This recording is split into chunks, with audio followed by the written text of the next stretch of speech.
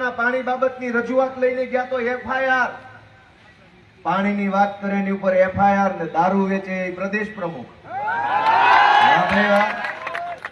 અમૃત મકવાણાએ પાણીની વાત કરી તો એફઆઈઆર. સિંઘમો આવ્યા, પકડી ગયા. સંઘવીએ મૂકેલા સિંઘમો પણ બહુ ભાઈ હમણાંથી તો ઉપાડો લીધો.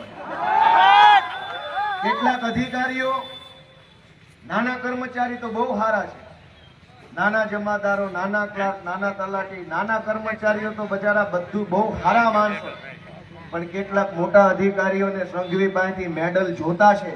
સંઘવી એને મેડલ આપે કે ન આપે, પણ ગુજરાતમાં જે દિવસે સરકાર બદલાશે ને તે દિવસે ગોપાલ ઇટાલિયાને મેડલ આપે. તમે હું સમજો છો? ભાજપની દલાલી કરશો, જનતા છોડી દેશે, આ એડવોકેટ નહીં છોડે. દોસ્તો, આ કમલેશભાઈ અમારા 2 દિવસ પહેલા સોસાયટીએ એમને આમંત્રણ આપ્યું કે ભાઈ અહીંયા ગંદકી ફેલાડેલી છે, આવો તમે અમને મદદ કરો. અને તમે માનશો નહીં કે એફઆઈઆર થઈ કમલેશભાઈ ઉપર કે ભાઈ તમે જાહેરનામાનો ભંગ કર્યો છે. વાહ ભાઈ, તમારું જાહેરનામું.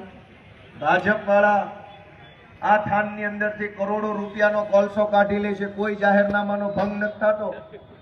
ભાજપ વાળા સુરેન્દ્રનગરની બજારમાં દારૂ વેચે છે, કોઈ જાહેરનામાનો ભંગ નથી. ભાજપના માણસો ડિસ્કો તેલ વેચે છે તો જાહેરનામાનો ભંગ નથી થતો. પણ કમલેશભાઈ અમારા જો ગંદકી બાબતનો અવાજ ઉઠાવે તો જાહેરનામા ભંગ થાય છે. કાંઈ વાંધો નહીં, સમય અને સરકાર બદલાશે ને ત્યારે હિસાબ કિતાબ ડાયરી સાથે કરવાનો. દોસ્તો, અમારા મયુરભાઈ સાકરિયા, કોળી સમાજના કદાવર આગેવાન. તમે વિચારો કે ગઈકાલે હું ડેડિયાપાડા હતો, રાજપીપળા. મને એક વકીલ તરીકે મેં કીધું પોલીસને કે મને જવા દો, હું વકીલ છું, ચૈતરભાઈનો કેસમાં મારે વકીલાત કરવાની છે, હું દલીલ કરવા જાઉં છું. મને જવા ન દીધો. અને ફરિયાદ શું છે ચૈતરભાઈ ઉપર? એફઆઈઆર પ્રમાણે ઘટના એવી કોઈ બની જ નથી, પણ દલીલ માટે જો સાચું માની લઈએ તો એફઆઈઆરમાં એવું લખ્યું છે કે ગ્લાસ ટેબલ પર પડ્યો હતો, એ લીધો, ફેંક્યો. એ જેની ઉપર ફેંક્યો એને વાગ્યો નહીં, એટલે જો વાગ્યો હોત તો મરી જાત, એટલે 307ની કલમ. ફરિયાદીએ પોતે કીધું છે કે વાગ્યું કાંઈ નથી, કોઈને લોહીનું ટીપું નથી નીકળ્યું.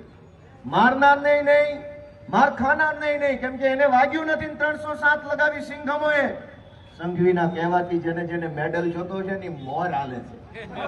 અને અહીંયા આ અમારા મયુરભાઈ સાકરિયા સમાજ માટે લડે, લોકો માટે લડે, ખેડૂતો માટે લડે, સામાન્ય માણસો માટે લડે.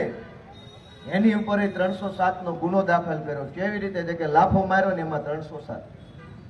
અમે નથી કાયદો જાણતા.